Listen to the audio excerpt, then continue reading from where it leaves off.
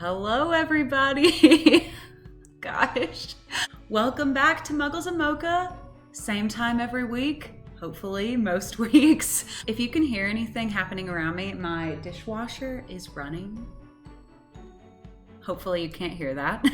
If this is your first time stopping by, welcome to our Harry Potter book club, where we're covering every single Harry Potter book, which will take years, but I'm here for it. And I'm ready for it, and I hope you are too. This book club is connected to my editing website, MadisonKdarby.com, where I offer different freelance editing and writing services.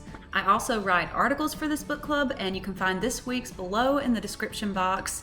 And if you like this video, feel free to like and subscribe to my channel so that you can get notifications whenever I release new videos. In this book club, we drink coffee or tea. I have a lemon chamomile today, so outside the box. So settle in, get your coffee, because we have a lot to cover today. This chapter was long, like over 20 pages, and that wasn't very common for the first book, but these books get longer and longer, and I have a feeling that the chapters will as well. I can't really remember, so we might not be joining two chapters together for much longer as we go further into the series. Speaking of which, I wonder if the Wizarding World website will keep reading books and bringing in like guest readers. For those of you who are keeping up with that, they went through the first Harry Potter book and had like different actors and famous Harry Potter people come in and read, and it was super cool. And they were keeping up with us. I had no idea that they were going to be starting that. It was so random, but awesome. Don't know if they're going to keep doing it for Chamber of Secrets. If you know, let me know in the comments. Anyway, we are in chapter 4, Flourish and Blots. At Flourish and Blots. In Harry Potter and the Chamber of Secrets. And we're going back to Diagon Alley, which is literally one of my favorite places to read about. I told you that in last video. Like, I don't know what it is. I just love it so much. It's very cool. But before we get to Diagon Alley, Harry is still at the Burrow and just having the best time, like we knew he would. To reflect on last week, we talked a little bit about how awesome the Weasleys are, especially in the article, and just how they're basically the best wizarding family ever, the family Harry never had. And just to emphasize this point, I want to read a sentence from the beginning of chapter 4. And it says, "What Harry found most unusual about life at Ron's, however, wasn't the talking mirror or the clanking ghoul. It was the fact that everybody there seemed to like him." And like, this is something Harry's never experienced. Like even at Hogwarts, when he first gets there as a first-year student, everyone's more or less just like interested in him and they just stare at him all the time. It's not like everyone likes him. Harry doesn't encounter that a lot in his life, which is unfortunate. But at the Burrow, that is a place where this happens. We get to see a letter from Hermione, and they're all going to Diagon Alley to buy their expensive book list full of Gilderoy Lockhart books. And look, we're going to be talking about him later, so I'm just going to scoot on by and we're going to keep going. So we get Harry's disastrous first use of flu powder. Just embarrassing. They depict that in the PlayStation 2 game. You'll find with this book, I'm going to be talking a lot about the PlayStation 2 game because for some reason, I played Harry Potter and the Chamber of Secrets on PlayStation 2 like a lot. I just kept playing it as a kid. So yeah, they show this scene and it's just as embarrassing there as it is in the book. And as I was reading this part, I just feel like wizards just have such strange ways of getting places. Like, as we see later, they use cars, a car, the Ford Anglia, to get to King's Cross. And I just feel like cars would come in a lot of handy. We see Harry and the Weasleys use ministry cars later in book 3, but like, how common is it for wizards to use cars? Because look, I get it, you have flu powder and apparition, and those two things would make it seem like you would never really need another form of transportation. But think about like situations like this. When they're going to King's Cross Station and they have to lug all of their Hogwarts gear or like just if you have to take any huge thing to another place, like, can you do that with apparition? I can't even remember. I'm just confused about why wizards don't have cars all the time. I feel like that is a piece of technology that really could have made it into the wizarding world. I mean, they adopt other things like the train. I don't know. I don't get it. And this is what keeps me up at night. So Harry gets sent to Nocturne Alley instead of Diagon Alley when he tries to use flu powder, and appears inside Borgin and Burke's. And oh my goodness, y'all. Got the rant stick today. So this place, Borgin and Burke's, is important for a lot of reasons, you guys. First, there are a lot of items that we see here that come back later in the books. You have the Hand of Glory, the Cursed Necklace. Harry hides in the Vanishing Cabinet that connects to the Room of Requirement at Hogwarts. Like, we're seeing all these like in the second book, and weirdly enough, they're all things that Malfoy uses in the sixth book. So kind of creepy to like look back at this and see him examining the necklace and like laughing that it's killed 19 Muggles, and for him to come back and get it later to use it to possibly kill people. Ugh, creepy. Also, fun fact, this was Voldemort's first job. He worked at Borgin and Burke's as a teenager, and it's just weird to reflect back on that as Harry is now in this place and imagine this teenager just working in this dark, in every sense of the word, shop, which, I mean, he was a dark teenager, so I guess it's fitting. So yes, Borgin and Burke's, very important place as the series goes on. We kind of meet Lucius Malfoy in this place too, and I just think my favorite sentence that he says here, and something that I think just really shows the type of person this man is on page 50 of my book. And he says, "You've told me this at least a dozen times already," said Mr. Malfoy with a quelling look at his son, "and I would remind you that it is not prudent to appear less than fond of Harry Potter, not when most of our kind regard him as the hero who made the Dark Lord disappear. Ah, Mr. Borgin," and then, he goes on to talk. But I don't think that Lucius Malfoy is exactly being sarcastic here. That's my opinion.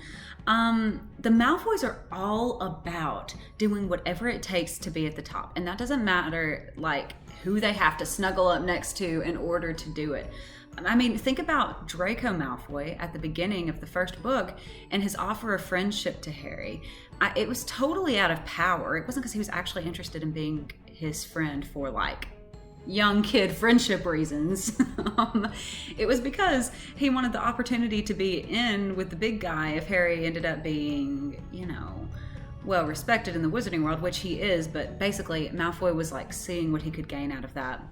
And that's how his dad operates as well, so there you have it. They're a complex family, really, and I love seeing their transition, if you can even call it that, through the rest of the book, or just seeing like the decisions they make as the series goes on.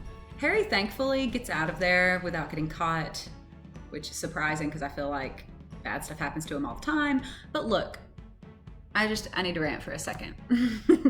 A polite rant.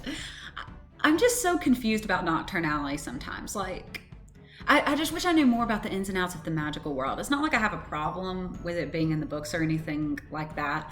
It's more of just, I just want to understand the law and the Ministry of Magic and what they enforce and things like that. And just how are these businesses allowed to operate if dark magic is so bad? Like, how do you justify selling a necklace that has killed 19 Muggles and be allowed to do that? Like, wouldn't the Ministry of Magic have confiscated that? I feel like that's Arthur Weasley's job. What? Who's allowed to have these things? And like, do they have to just have reasons behind them? Like, oh, it's a historical artifact. Like, I'm just wondering how they're allowed to sell these things if people's houses are getting raided for dark artifacts. Like, don't they take those and destroy them? What do you think? Like, and I get from what we see Hagrid doing later, you can buy poisons and stuff, but it seems like there are other places there that shouldn't be in business, like Borgin and Burke's. What good comes out of that shop? Besides just selling dark artifacts that end up getting used at Hogwarts also.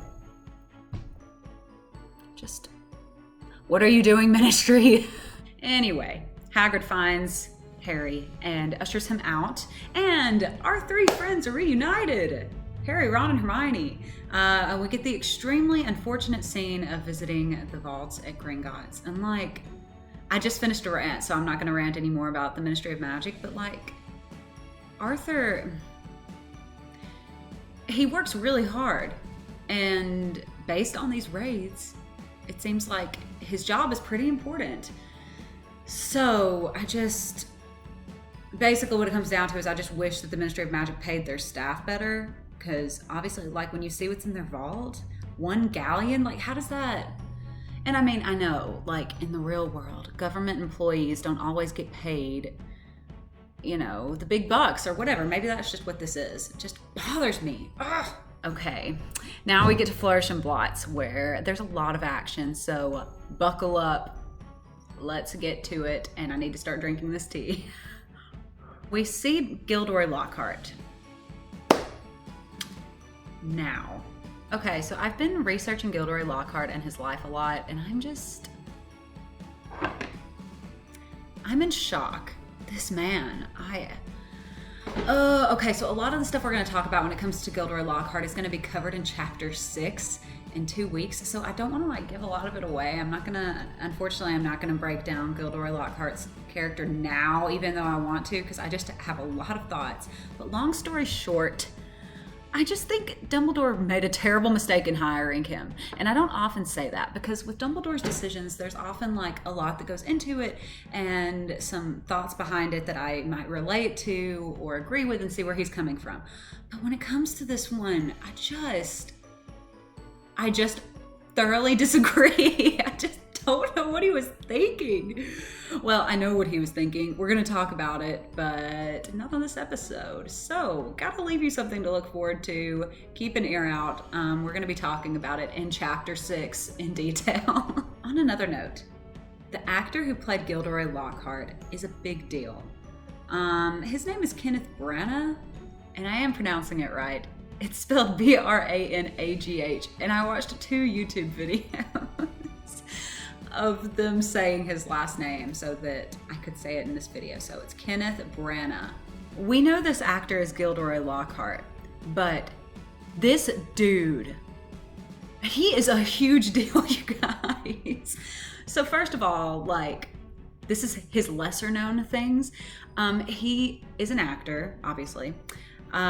He is an actor in like a lot of Shakespeare and English shows. That's like his main thing, like Shakespeare. He is a huge figure in that community. Other fun fact, he was the voice of Miguel in The Road to El Dorado. That one just really caught me off guard for some reason, but Gilderoy Lockhart.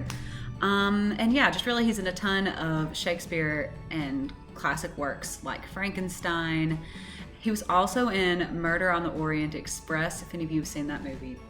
And guys, I had like a Mandela effect moment. I saw that movie a couple of years ago, whenever it came out. And I was convinced, capital C, that Ewan McGregor played the main character, the detective. I saw the whole movie. I went and I saw it, and so like I even saw this in Kenneth Branagh, his credits, his acting credits, and I didn't believe it. I thought it was another version, and I was like, oh, he must have been in that movie too, but it was him. And I even called Bishop, my husband, and he also thought it was Ewan McGregor. I'm in shock. We need to move on from that. But yeah, he was in Murder on the Orient Express. Saw the movie, who knew? But what is really important about Kenneth, I'm just gonna call him that now, we're just gonna leave out the last name, is this guy is a director, but like important director. He has done some like big name stuff. So this is what's included. I'm just gonna list them off for you. We have the Artemis Fowl Show. It's new. It's on Disney Plus, Netflix. I don't know. Artemis Fowl. Murder on the Orient Express. So not only was he the main character, but he also directed that movie. Cinderella, the live action film. Jack Ryan, Shadow Recruit. Thor. then a ton of Shakespeare, and he even has something called Branagh Theatre Live, like a production company that puts on these high quality shows. This man, he has accomplished a lot in his life. Other fun fact, he was with Kate Winslet when she found out she got the role of Rose on Titanic. They were both in the 1996 Hamlet film, which he was directing, and she got the call that she was going to be in Titanic. So, what? How did they? He just like came and was in Harry Potter, and now we all know him as Gilderoy Lockhart, and he's awesome. Look him up sometime. Just look up his IMDb, and you'll just be shocked like me, I guess.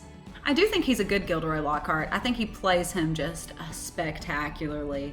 And as we go on, we're going to see a little bit about who Gilderoy Lockhart is. Our first glimpse of him is just in his element. He is smiling for the cameras, giving autographs, selling books with his face on it, waving to the ladies like... Okay, this is the last time I'll bring it up, but I'm just so excited for Chapter 6. I have so much to say about him. But we'll just have to wait, I guess. But I can say his behavior here is in keeping with the rest of his life. Like since he was a child, he was just something. He is a colorful character. I'm excited. So he embarrasses Harry, dragging him to the front of the store, and is like, "Together, you and I are worth the front page." And that just, like, he just thinks he is the stuff. And knowing what we do, that all of his accomplishments are fake and just straight up lies, it makes me so mad because he just has in his head that he is just the best person ever. And that like him with Harry would make the front page, as if Harry couldn't do it himself. Not that Harry cares about that, but I care, okay? Like, Harry's 10 times better than him. And I don't know why I'm getting so mad about this, but I am. This man, why is he here? Then we have the brawl that I always forget about because it was left out of the movies. And I'm really sad it was. This is not another rant about the movies, I promise you. But I feel like this fight that Arthur and Lucius gets into, like, really shows us a lot about Arthur. Like, he's scrappy here. Is this out of character, do you think, for him? Like, is it just more of he's had enough and he just can't take it? Because he does seem like a, soft-spoken, not really keep to himself, but not one to, like, just punch somebody in the face. I don't know, maybe this is out of character, but then again, it didn't take too much to get him going. I mean, Lucius Malfoy says some terrible things, but he's only like on his third sentence when Arthur attacks him.